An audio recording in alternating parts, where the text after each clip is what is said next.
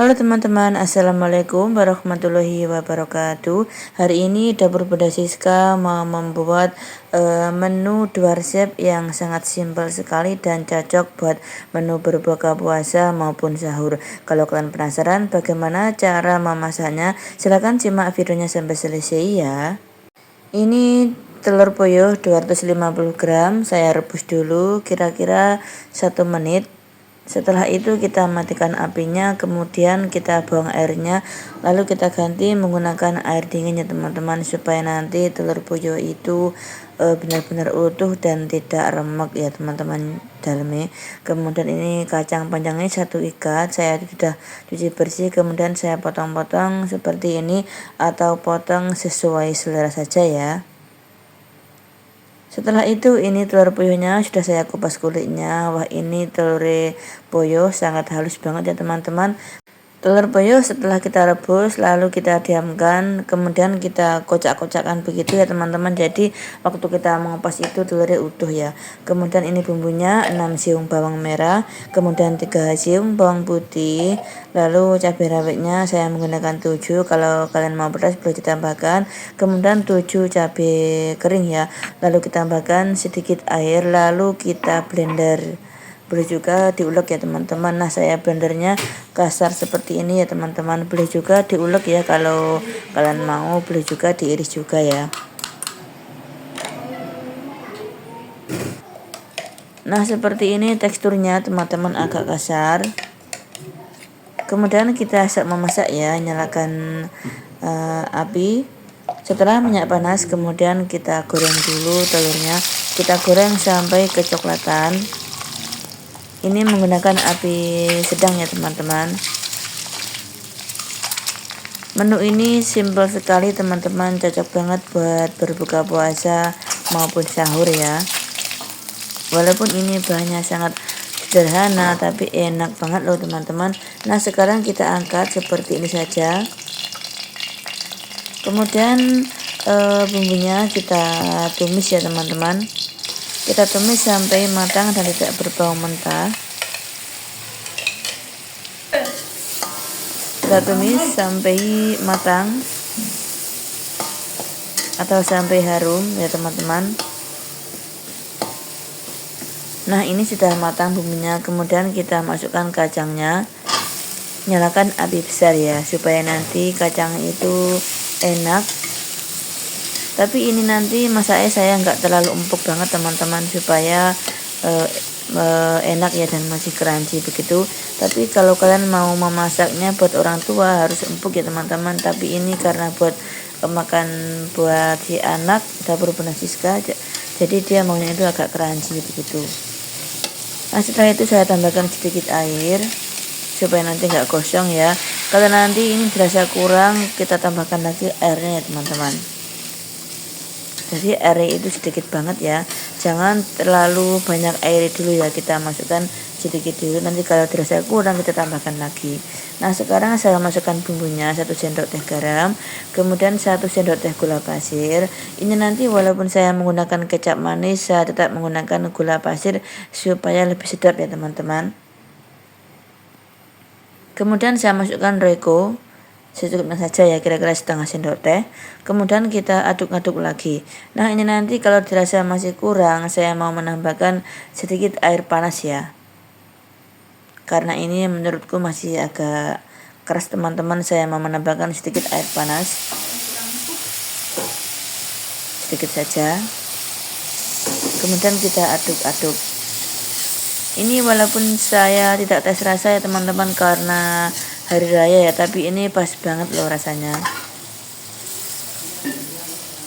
Setelah itu kita masukkan telur puyuhnya. Kemudian kita masukkan kecap manis. Ini kecap manisnya 1 saset ya teman-teman, yang 1000-an itu saya taruh semuanya. Setelah itu kita aduk sampai semua tercampur merata bumbunya. Wah, ini baunya sangat sedap sekali teman-teman. Wah, ini mantap banget. Apalagi ada cabai keringnya ya teman-teman. Ini rasanya agak sengak-sengak enak gitu ya teman-teman, kesukaan anak Dapur Bunda Siska. Nah, setelah kita anggap sudah matang, kemudian kita matikan apinya lalu siap dihidangkan ya teman-teman. Wah, ini dari penampilannya saja sudah menggoda sekali teman-teman. Tumis kacang panjang dengan telur puyuh yang sangat simple dan enak banget. Kalian wajib mencobanya karena kalau nggak mencobanya nggak tahu bagaimana rasanya enaknya teman-teman ya. Nah, sekarang menu yang kedua ini olahan tahu yang super simple dan renyah. Ini cocok sekali buat cemilan maupun buat lauk ya teman-teman. Kalau kalian penasaran bagaimana cara membuatnya, silahkan simak videonya ya. Nah, ini saya siapkan 1 sendok teh ketumbar, 4 cabai rawit, kemudian 2 siung bawang putih. Nah, sekarang saya mau menambahkan bumbunya. Ini setengah sendok teh garam. Nanti kalau dirasa kurang saya tambahkan royco ya. Sekarang kita ulek. Ini nguleknya saya nggak terlalu halus teman-teman, cukup kasar saja ya. Nah, seperti ini. Kemudian saya tambahkan royco secukupnya. Saya menggunakan ini royco ayam. Kemudian kita ulek sebentar.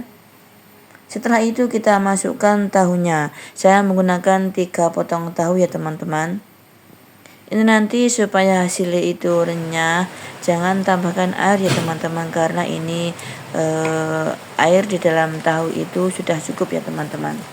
Nah, sekarang kita ulek seperti ini atau sampai halus ya. Setelah itu kita campur-campur dengan bumbunya ya teman-teman. Olahan tahu ini sangat enak sekali teman-teman, renyah. Walaupun ini cuma olahan tahu tapi sangat enak banget teman-teman. Cocok sekali buat lauk maupun cemilan loh kawan-kawan. Kawan-kawan sampai teman-teman.